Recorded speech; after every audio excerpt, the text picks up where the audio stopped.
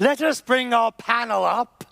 We have some newcomers, some who've been here before, and some old war horses who can go around the track a few more times before they're finished. The first, you don't know which one I'm talking about. You're all making assumptions here, if I may say. Should we start with the new or the old? I'm very delighted to welcome Vanessa Hudson, who joins us from Qantas. Welcome on board. Take a seat. There's another newbie, and it is Shai Weiss of Virgin. I'm never sure it's Weiss or Weiss, but he'll put me right one way or the other. You're another newbie. Welcome on board.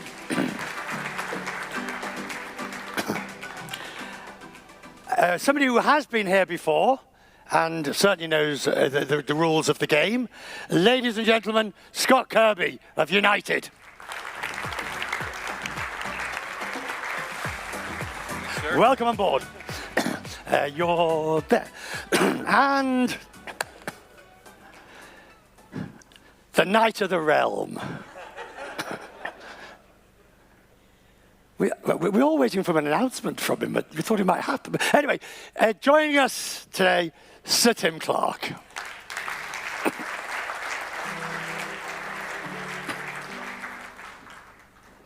You all right? Did you hit your hand? Careful. Right, we start. Look. The issues facing this industry have been well and truly debated, argued. We've made little progress, seemingly, on many of them. Starting with yourself, Vanessa, you're the new kid on the block in a sense of this. Since last year, I mean, you've really had your hands full turning around Qantas. Tell me about it. So you might say that I'm a newbie, but I'm not really. So I've been in Qantas for 30 years. And as you say, coming out of COVID was pretty hard for us. It took way too long. We let customers down multiple times. And when I was stepping into this role, one of the first things I did was actually to spend more time listening, less time talking. And how did it happen? I mean, I think the toughest question that I can ask on this is, A, how did it happen, and B, you were there when it was happening. Well, there's a lot of things that drove it. I think number one, when we looked and came out of COVID, we were really ambitious. Australia was one of the most locked down countries in the world. Our international borders were locked down. We actually had every state locked down to each other. And the impact that actually had on our operation was significant. And when we were coming out of COVID, we had ambition to get back flying as quickly as we could. But when we started that process, COVID was starting to run through a population that really hadn't been exposed, so sickness levels went up. There were resourcing issues. There's been really well-documented supply chain issues. And also, there was really shortage of resources. And what ultimately happened was that impacted our ability to recover really quickly. Our on-time performance was bad. Our cancellations were bad. We had missed baggage issues, our contact centre delays. And when you actually do that for too long, you impact customers consistently. They have a bad experience, they've got long memories, and that accumulated over a period of time. And the ability to turn that round. So like I said, the most important thing is to actually focus on what matters most to your customers, but also what matters most to your people. And we identified that there were four main pain points that we needed to address, and we needed to address it really quickly. The first one, you would all know this, getting your on-time performance right is absolutely the single most important part of not just a low-cost carrier, and we have that with Jetstar, but also premium carrier. So we did that. We invested hundreds of millions of dollars into fixing these pain points. So on-time performance, cancellations.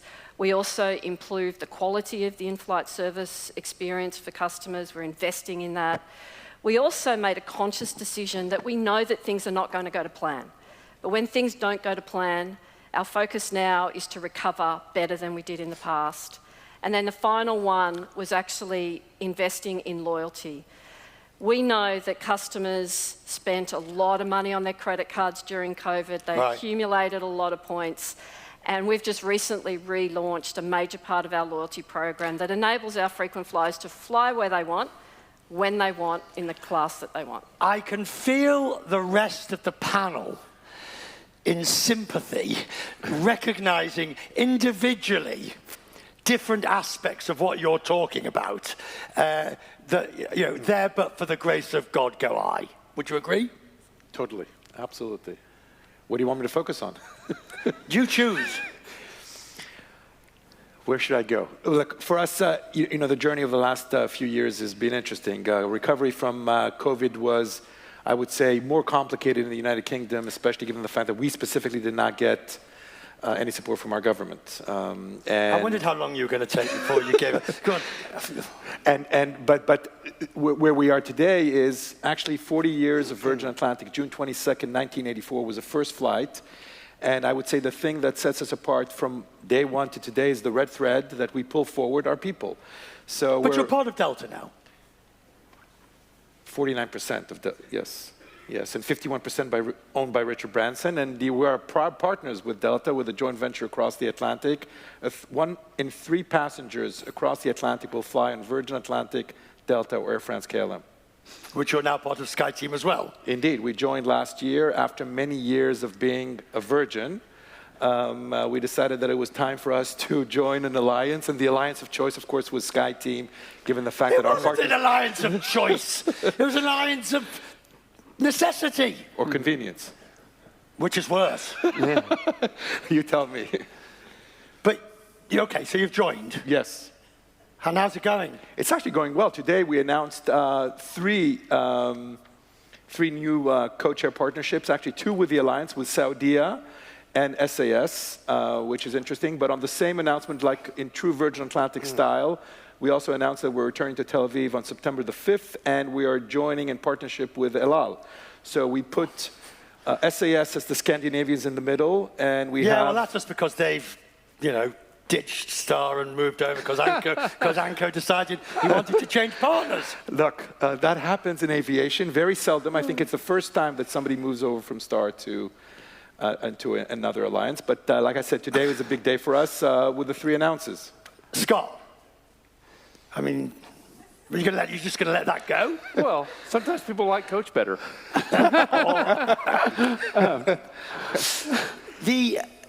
The difficulties now, when you return to, I'm going through each of you and your various difficulties. You've had a tough year so far. A tough year on a serious matter in terms of the safety question. But I was impressed with the way in which you basically took these various unrelated incidents or matters and decided to nose head on. Yeah, I wouldn't describe it as a tough year at all. In fact, there have been plenty of challenges. We've all faced them coming out of COVID. But our view has been literally from day one that every challenge is not just an opportunity to solve the challenge. It creates an opportunity to do something different than everyone else does and make your airline, your company better on the other side. We did that at the very beginning of COVID. We've done it in all kinds of, and this was, a case of we do have, I believed, and I even more confident now, extremely strong safety foundation at United, but we had several events happen. And we could have been defensive about that, but instead... When they happened, and I'll take our share of the blame, I was, the media suddenly focused on every minor incident that would happen in the normal course of events. So I'll accept that part. But when they were happening, did you have a moment when you thought, hang on, I've really got to work out, is there something going on here? I didn't think there was, but I thought it warranted looking at it and seeing if there was. But that's normal course. That always happens. But the real point of it was, how do we, our goal, we are now the biggest airline in the world. Our goal is to be the best airline in the history of aviation. We're going to be the best. That includes, we all think safety is number one. Every single person in this room, I know, thinks safety is number one. But how do you take it even to the way we get better is take it to the next level? And how do we do that? That's our mission became, how do we do that? And it's been really inspirational with employees, which was the goal. I go around and talk to our employees, and they tell me, here's the things that here's our idea how we're going to restripe this. Here's how we're going to do this different than we've done before to make safety better. Tim, you've been around a while. Mm-hmm. You all right? I'm fine. Do I look as though I'm going to sleep? The industry is, we were talking earlier about the amount of money now being made, and you're making money, you're all making money. But you're not making a lot of money just yet. And arguably, these are the good days. Well, I speak for Emirates. We've just, I think, cleared 5 billion net in the last financial year. The group was 5.1 billion net. The airline was about 4.7. So in terms of margins, we were pushing over 12% in our net margin. So actually, and this is a continuum of what we did last year, the first year post-COVID. And going forward, we also see that going on as far as we're concerned. Mm-hmm. That's the way we intend to continue doing that.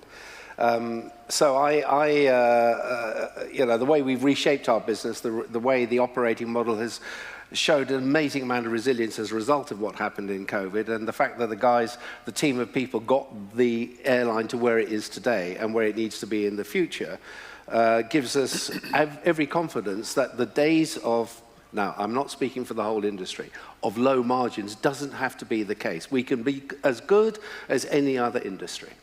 And with the kind of margins that we see in our supply chain into us, and I've seen this for many, many years, so many people making... What sort of numbers?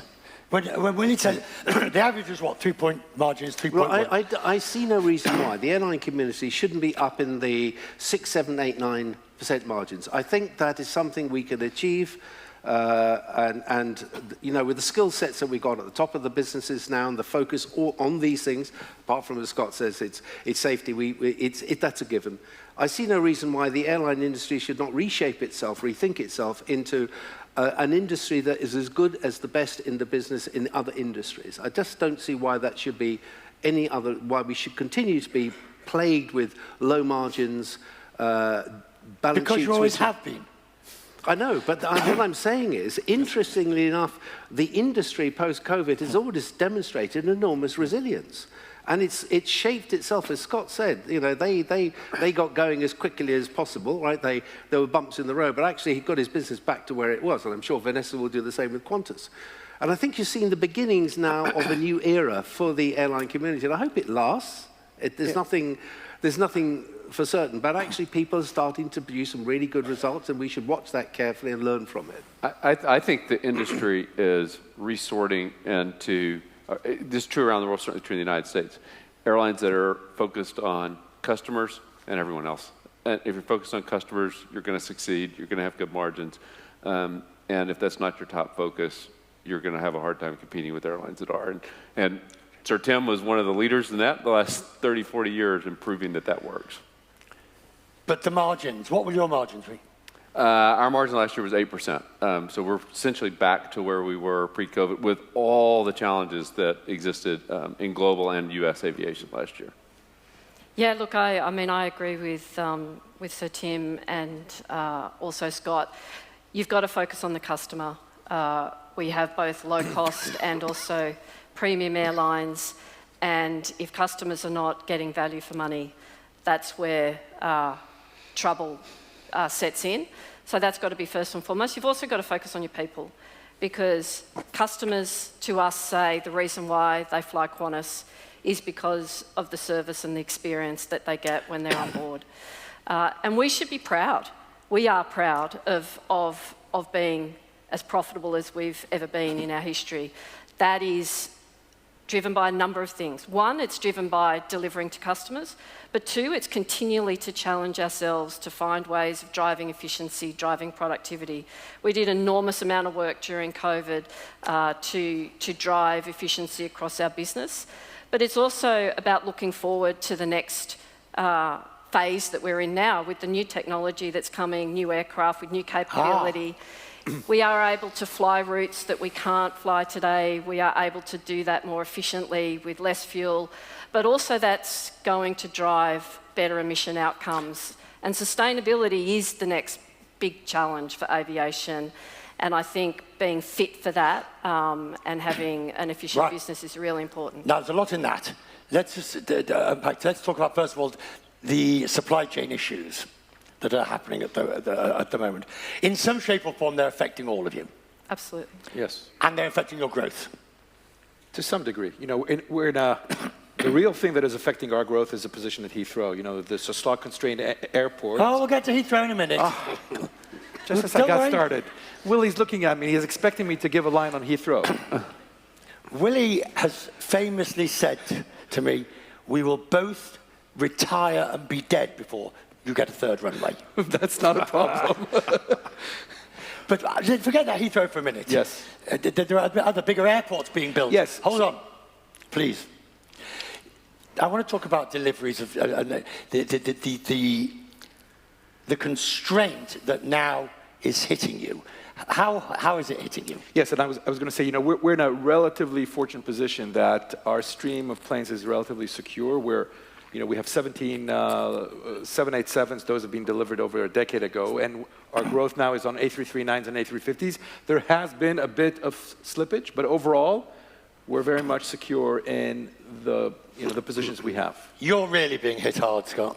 We have, yes and no. We have, but we're still growing 100 narrow bodies per year, 20 wide bodies per year. So it's still a lot of growth. And in a way, you know, what we've been able to do at United is, I think, rework our delivery stream to have both Airbus and Boeing and to have consistency. So at 100 airplanes per year, we had this problem of when delays were getting piled up, you know, we'd be going from 100 airplanes to 160.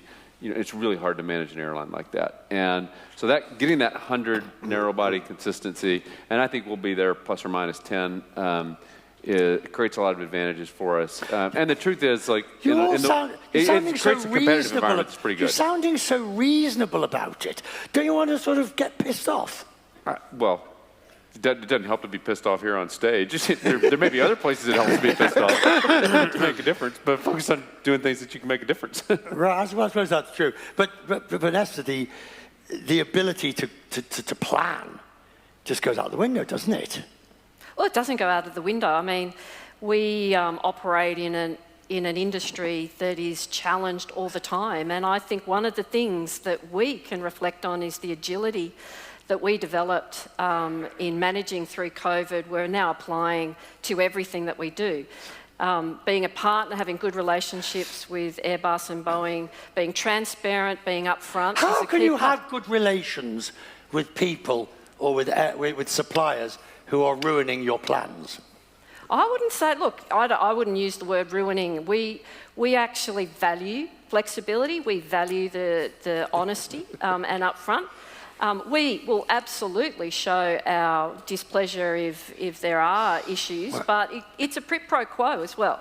And I think that, you know, the relationships that airlines have with the manufacturers, they are multi-year, multi-decade. Yeah. You have to find a way of being able to have flexibility so that you can get the balance right. But Tim, Carsten was saying in an interview with me earlier, Carsten said, actually, somewhat tongue-in-cheek, that actually these delays may be saving the industry from its usual problem of boom and bust on capacity. That actually you are not going to get the aircraft, that you would then be able to grow fast and furious and then have the bus coming thereafter. I think I paraphrased you right, Carsten. Thank you, I'll take that, yes. Yeah. Well, I think Carsten's been around the business as long as I have. And probably... Anyway, you know, look, that's, you know, it's past think. You know, we've got to move on and think ahead what we need to do. The airlines like Emirates, we have a huge order with both sides of the Atlantic, primarily with Boeing. contingent on our ability to deliver these plans is the fact that they deliver the aircraft on time and on budget and everything else. And if you do not do that to us, the kind of things that Emirates has had to do, it's had to take of its 777 fleet and its 380 fleet, probably pushing 200 aircraft, have got to go through a major retrofit program. We took that decision when it was clear to us that Boeing is having difficulty in getting the 777-9 out of the door. We couldn't wait, because the longer we left it, our product in cabin was degrading. We were finding it difficult for the supply chain reasons to try and maintain those. So we took the decision to gut the lot and start again inside. And make these aircraft fly longer. That meant we had to extend leases, buy the old aircraft, etc., just to keep us in good shape, to keep the network intact. But that came at a cost of pushing $3 billion. That's our cash going out to resolve this. So it is doing material damage to the way we go about our business. We will not, under any circumstances, slow our business or stop the expansion plans that we have. But we need the manufacturers, the OEMs, and the supply chain to come with us. And I've said on many occasions over the last few days, the demand, notwithstanding Carsten's view about boom and bust, the demand is staring the supply chain in the face. The demand is staring the OEMs and the manufacturers in the face. They've never had it so good in terms of what is coming at them in terms of the order. Their job is to get things done in a manner that we have quality control in everything we do. We get a good set of aircraft out of the shed. We fly them with 99.5 dispatch reliability, and great, job done. But so far, we're falling at the first jump in certain areas. If I can add the engines. What? The engines. You know, we're talking about just the OEMs. Okay, from where I stand, it's unusual to be sitting so far after the pandemic to hear that there are supply chain issues. It has, just as Tim said, has hurt any airline that is waiting for delivery is being delayed by a month or two or more, and that costs a lot of money. And it not just costs money, we need to extend the fleet. For us specifically, there's reliability issues on Rolls-Royce engines at Trent 1000, so we would like to see it's an extraordinary situation. It is extraordinary, and yes. I'm listening to the reasonableness with which you all describe it so elegantly. But in any other business... It's bad, but compared to the challenges we deal with, it's... I mean, we dealt with COVID, great financial crisis, like the stuff that we deal with. Supply chain challenges are frustrating and they're bad, but they're not the biggest. If I look at my career and say, what are the top 5 crises? It's supply chain. Right. So that has now become one of the totems, in a sense, because everything can be referred back to, well, it's pretty bad, but by God, it's not as bad as when we had to shut the airline down. Yeah, but you learn, a successful airline executive learns to deal with adversity without flipping out. Because if you can't, then you're out of the business. Because you wake up, on March 8th or 9th, and the world is shutting down. You wake up on 9/11, 2001, and the world has changed. Like, we have to be able to deal with adversity. Oh, I completely agree. I think that the environment that we operate in, not just those kind of big global events, geopolitical events, I come back to sustainability. That is the next biggest challenge that aviation has, which is to find the pathway to sustainable aviation fuel. We heard Willie talk about that earlier. We need to do that together. We're a coalition of airlines. We've got to chart the course, because if I look at everybody in this room, we are the generation that have had the privilege of access to global travel. We want that for our grandchildren, we want that for our children, and we are the leaders that have got this task ahead of us to do. And so, that is, equal to the job that we've got. If I look at the issue of sustainability, in your individual airlines, you're all attacking it in different ways, but you've all got the same challenge in this net zero 2050. Do you believe the target will be met? A yes or a no to start with? 2050? Yes. Yes. Do you believe it will be met? Mm-hmm. Ish. Yes. Yeah, absolutely. But it's going to be hard. and you have to lean in, and you've got to be What does that creative. mean? You said yes or no? No, but yes, I said yes. I said yes, but it's not a piece of cake. It's going to be hard, and that there has to be government, there has to be policy, there has to be coalition of airlines figuring it out. On this one, I'm a climate change geek for 30 years. I was reading about climate change back when I was in college. I'm more confident than most that it can be solved. And the challenge is we all look at the world. If you're looking at the world with what happens today, it's not solvable. It's expensive, there's not enough supply, on and on and on, the list goes on and on and on. But the parallel I would give you is go back 30 years ago to wind and solar, and everyone said the same thing about wind and solar.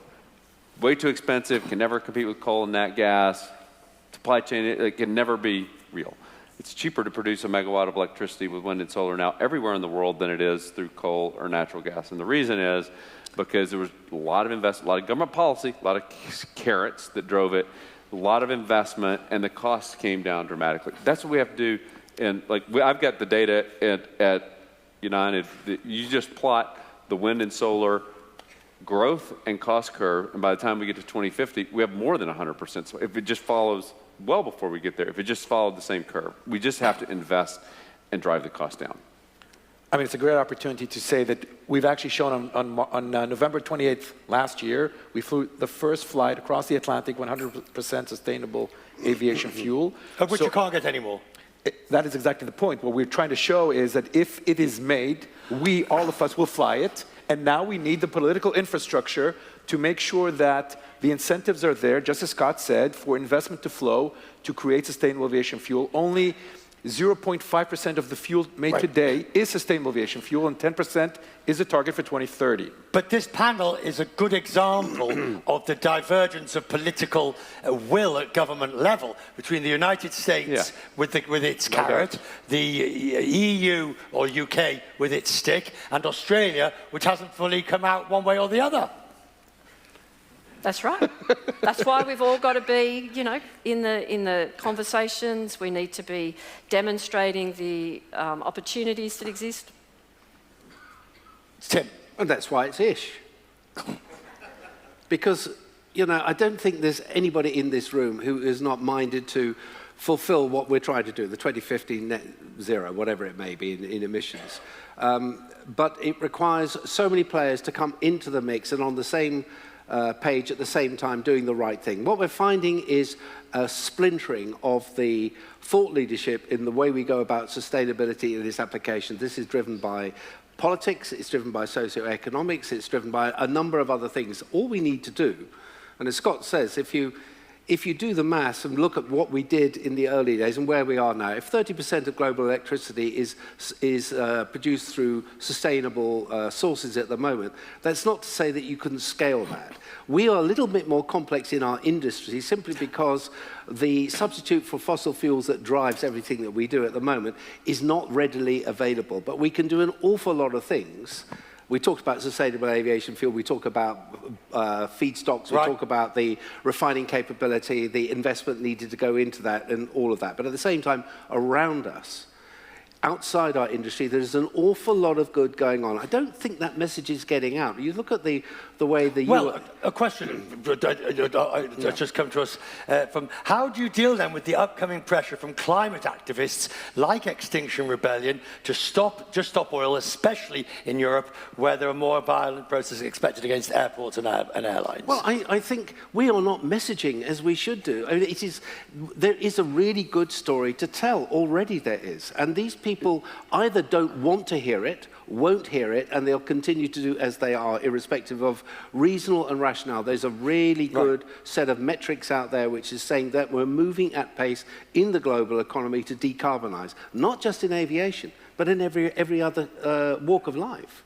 I hate the flight shaming or don't travel message, and here's why. What everyone in this room does is one of the most important industries, one of the most important things in the global community. And I say global community on purpose, because what we do is connect people and unite the world. And one of the great casualties that people don't talk about from COVID was the loss of global connectivity, the loss of global perspective. I stood on stage at COP26 and said the world is a more dangerous place when we're not flying. 4 months later, Russia invaded Ukraine. We've seen the tensions with China. That is different when we're not traveling and connecting with each other. We should do it sustainably, but we should not stop traveling and connecting with each other. That makes the world a better place. Well said.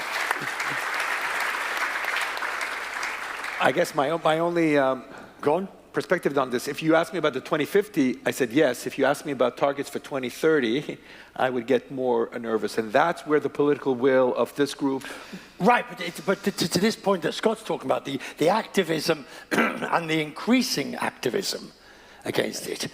But that's why we need to tell a different story. Like the point, I agree with Shai, 2030, like this is not linear. You look at the curves, this is not linear. It's, you've got to invest, and then you have an exponential increase in supply.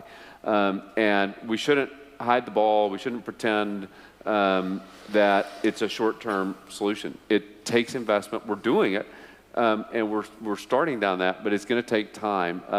But once we get the investment to drive economic, once we get it to be economic, it'll explode. It has to be economic.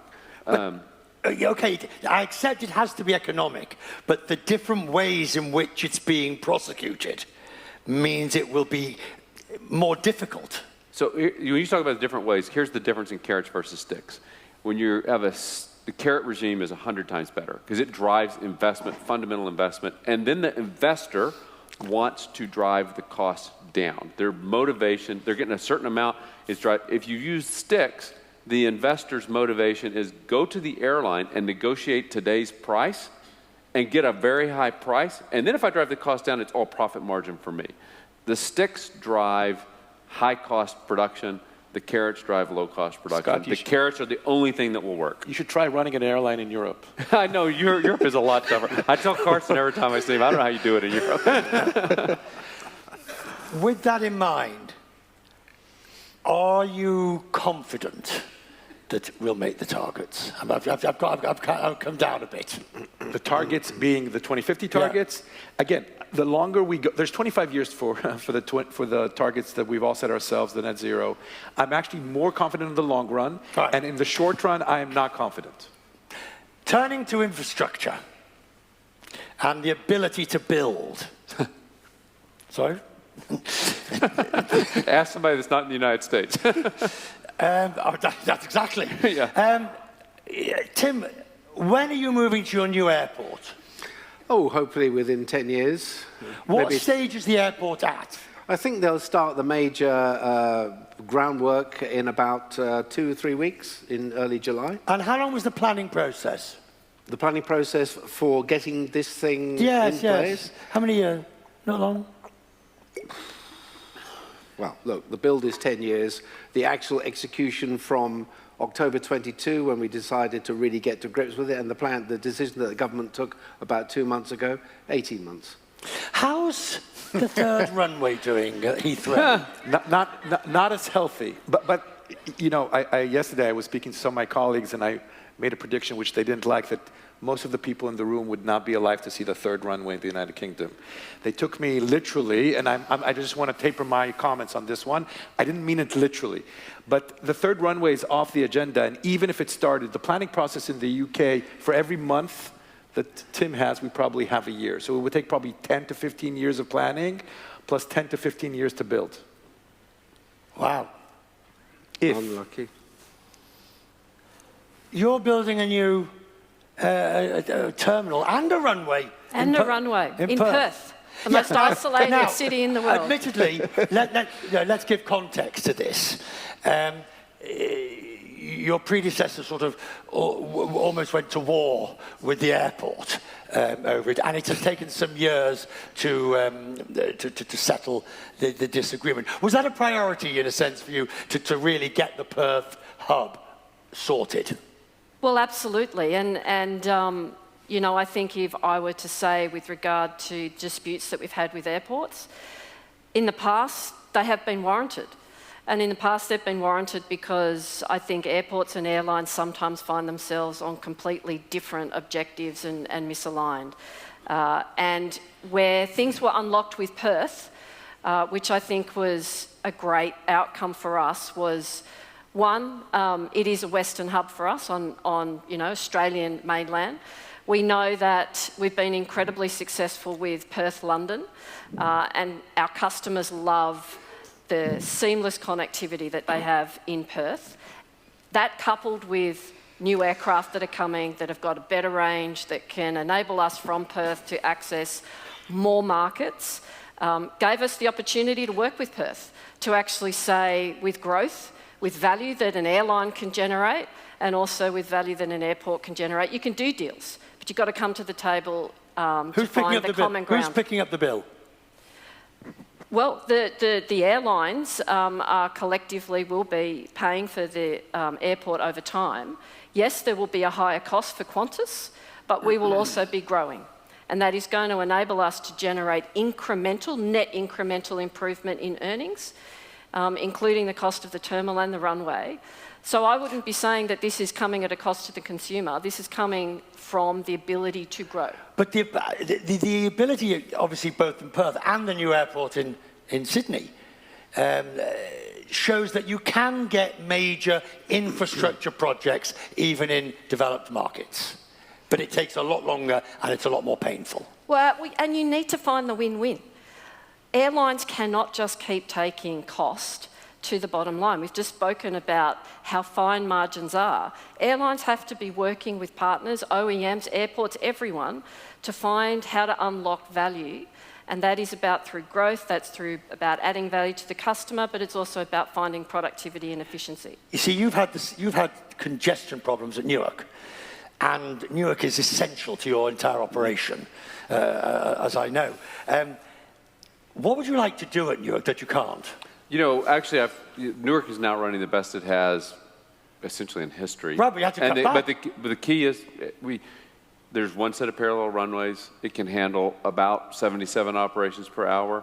When the U.S. government was letting it be scheduled at 87 operations per hour for 10 straight hours last year, like a blue sky day, that's 100 flights that are either getting canceled or delayed. And if there's weather, it was terrible. We're finally scheduling it at the capacity of 77, and it runs like a charm. Right, but then it runs well for Newark. But then who takes the pain?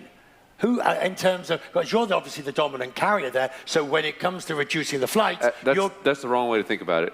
The customers are way better off. There's fewer flights. We're flying bigger airplanes, so the number of seats are the same.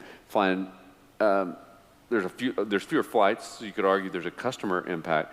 But being able to run reliably is so much better for customers. This is not a pain issue. This is better for everyone. You shouldn't try to put 10 pounds in a 5-pound bag, and that's what we were doing in Newark, and we're not now. So what are you going to do? Where? In Heathrow? There's nowhere for you to go. You could grow at Gatwick.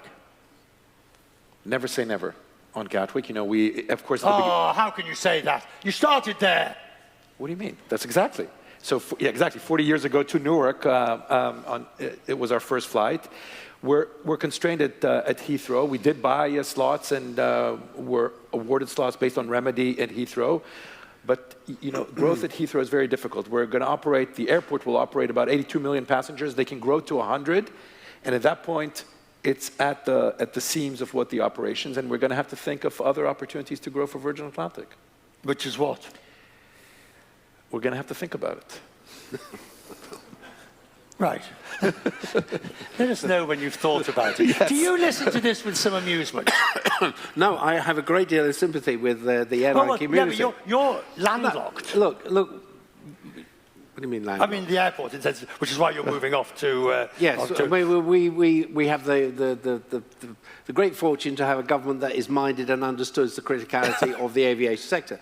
So for them to take a decision that it's going to be a $50 billion spend and getting the new field in place, that's not lost on them, the criticality of what goes on. What I see around us in the world today, notwithstanding what Scott was saying about the way Newark is run, this is today. In 10 years' time, look around you, see what are we going to see. We see in Heathrow Zero. We see in Schiphol going south for all the reasons that we heard in this morning's session.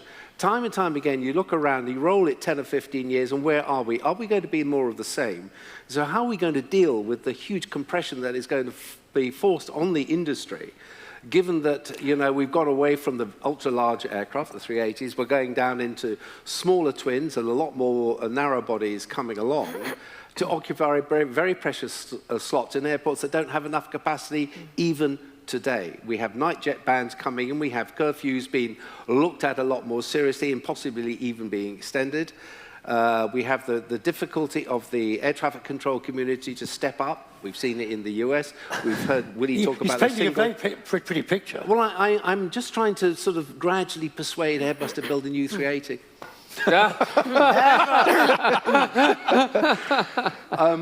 Would you buy it if they did? I think we would look very seriously if we could get something off the drawing board. And I think that they, as usual, we are the outliers and they consider us Scott, would you buy it bonkers. if they would? Not if the economics were anything remotely close to the current one. Scott, 85% of our profit comes from the 380. Okay. Well, that's not as much as the fleet's the A380. No, 99. We have 120, 137 777s, and we have about 85 You brought 380s. yours back, Yeah, most of our, we've got 2 to come back. and you're bringing them back? Yep. And you're happy with them? Yeah, our customers love them. Absolutely. I think the point I was making, Scott, it's not really about the 380, is that if you look around, the way the world is looking at aviation, and this is something that people all recognise for the reasons that Scott, and we all know those. But what are they actually doing about facilitating the airport infrastructures, the infrastructures around the aerospace airline industry? We've still got a single European sky not. We've still got inefficiencies in the way we navigate our aircraft for all the reasons that we know.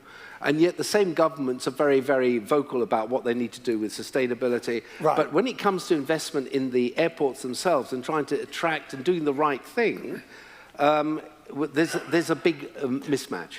Geopolitically, the environment is challenging, to say the least. And let's take, for example, obviously Russia-Ukraine, no overflight over Russia for European airlines. Others can overfly. That creates an unleveled playing field, arguably, with various carriers. You've then got the Middle East, which is challenging, to say the least.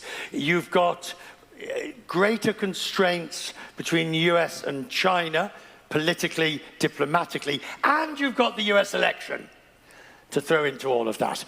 So which of these are you concerned about? Vanessa?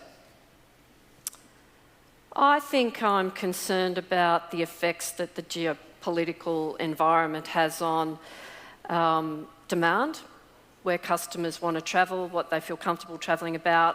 I feel concerned about the effects it has on fuel price, because we know the impact that actually has on earnings. I think that they would be the 2 ones that I'd be most concerned about.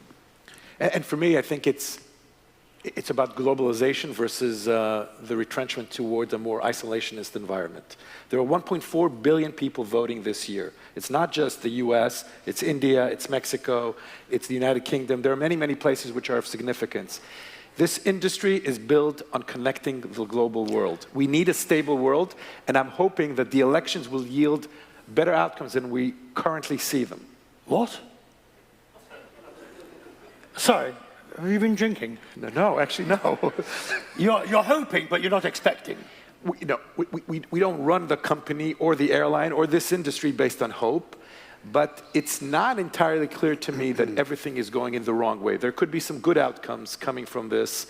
And I think overall, we've seen a very, very difficult position that should, in the long run, or even in the medium term, improve itself to back into a more inclusive environment. But the fascinating part is when you drill down to the nitty-gritty of your routes and your networks and those.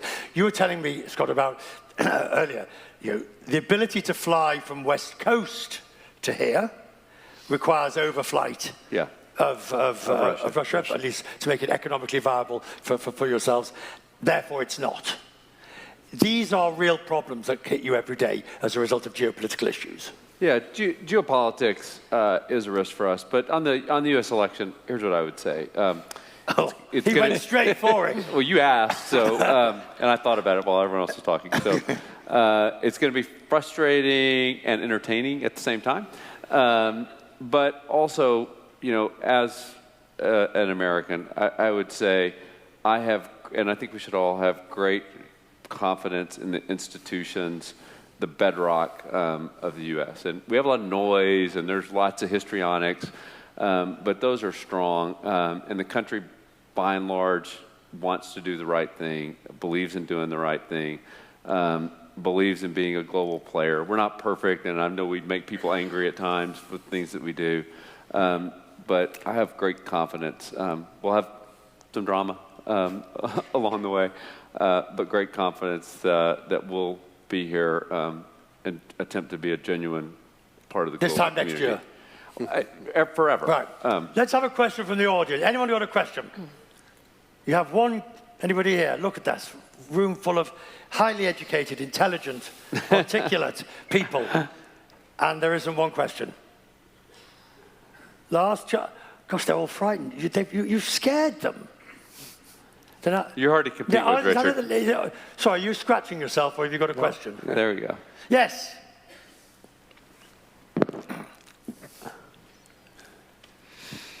Hi, Charlotte Ryan from Bloomberg. I'll take the opportunity Please. if no one else wants to ask a question. Yeah, just kind of taking an overview of what we've heard so far. You know, bit of a mixed picture. We've got geopolitical risks, but we've also got people enjoying flying again, and obviously we're all enjoying being here. How would you describe your outlook at the moment, and what's that going to mean for ticket prices as we go into that key summer season? Right. Well, and that's for anyone who'll take it. Yes. Well,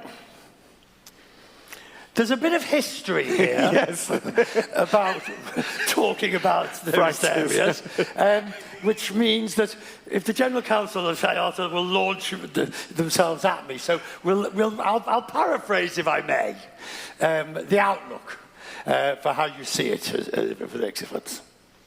Look, a UK home carrier, I would say record demand from the US. Yeah.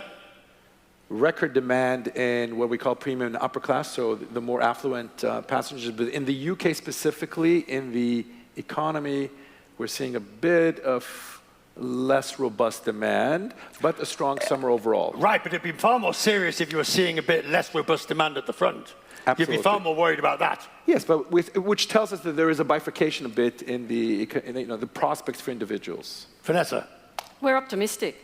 We're actually seeing really good demand domestically, both the premium corporate and particularly the low fares leisure segment for Jetstar and also with Qantas International. We are seeing good outbound demand, albeit we're seeing yields moderating with capacity coming back, but Jetstar as well, outbound leisure is really going strong. Steady as she goes. Steady? Yeah, demand has been good. It's staying good, not getting stronger or weaker, steady as she goes. I think that's the same for all of us. We have strong demand in just about all the markets where we serve, going forward into the summer and into the winter. Whether or not that'll affect the pricing price points is anybody's guess. I would suggest probably not. We are in a kind of equilibrium in the price points that the industry is at. I'm not going to say any more than that because they'll put me in jail. But and you. So I guess at the moment there is a high degree of optimism in our business. People are really getting to grips with the past of COVID, getting on with their lives going forward. I think their products have changed, their networks have changed, the fleet is slowly changing. We're getting better at what we do. And I think the consumer base is responding to that. And the strength that we see in the multiplicity of segments that has grown since COVID. And these aren't the traditional segments. We talk about the corporate, the business class cabins. These are all misnomers. Our premium cabins are populated by many, many other individuals who are paying the price that the corporates used to pay and some, and traveling more often will get that. I mean, this is something that we've experienced in quite a uniform manner across our network in all our routes. So I think if I share the view, if everybody is saying basically the same thing, the industry is in good shape, and it looks as though... Isn't that a good thing? Of course it's a good thing. But you know, being the journalist, I turn around and say, how long can it last? Yeah, but how long before it screws up? We're never going to be like Gordon Brown, so there'll be no boom or bust anymore. What you're saying is that I believe that the industry has sorted itself out in a very, very professional manner, and it's got the resources and all the factors of production in place to improve what it does and be able to deal with the kind of problems we've had in the past. And don't forget, as to Scott's point, you know, we in this industry have faced huge disruptions in the global economy, geopolitical, socio-economic. It would be 9/11 with the crash of 2008-9. We've all come out of it smelling of roses. We've always managed to get the business up and running very quickly, surprised ourselves at our ability to do that. And I see no reason why that given the current troubled planet that we're on, why we can't continue to do our business as well as we've always done. And you know, we talk about multiple elections across the planet today. People are getting very political wary now. They just want to get on a plane and go on holiday and see a few people, have a good time in our 380s. Right. Well, why wouldn't you? Final question to each of you. Final question. What do you think is your best quality as CEO? Don't look at me like that. I'm going to go last this time. I'm happy to go. Guess gone. Go for it. Your best quality as CEO. I'm a good listener, and I convert that listening into action. We'll take that. Scott. I'm going to say a supportive wife. Kathleen is right here. Oh, That's gone for the... And I say that actually because it actually really does to me. I think of the people of United as my family, and I think most of them think of me the same way. That's a powerful thing. A listener, a family, and Sir Tim. I like to think that I, along with the guys that work with me, we are totally focused on the job in hand. Your job as... No. I asked what's your quality. I was just going to say, and as part of that, you have to lead through all of that, keeping everybody on message, keeping them focused, and you must demonstrate that you can do that and take the team with you. You can't do it without the team, you can't do it on your own. What's the quality that is? What is the quality? Single-mindedness? Bloody-mindedness? No. There's a bit of that, but you know, you've got to get the job done. And the job requires, certainly with the size of Emirates, when you've got, you know, in the organisation, 70,000 people, 270 aircraft flying, trying to get the whole lot operated in, as we all know, Scott does it with United, Delta does it, you know. We're good at what we're doing, so the leaders have got to lead them through that and demonstrate that they have the capability of doing that. And when that happens, the workforce will come with you. Right. So it's all about strength of personality, character to get the job done. And I think I kind of live the brand. We're a challenger brand, and I'm a challenger. So, what does that mean? You know, what's wrong today? I'm just trying to understand what you're saying. A challenger brand, right? We're the underdog. The underdog is a challenger brand. You spent the last how many years being the underdog? 40. At some point you must get on top. I don't think so. You know, no, we're going to be the challenger. And in terms of the quality itself, I'm all in. The all-in underdog. Yes. Ladies and gentlemen, our panel. Thank you. Nice to meet you. Shai, good to see you. Thanks, sir. After all this time. Thank you.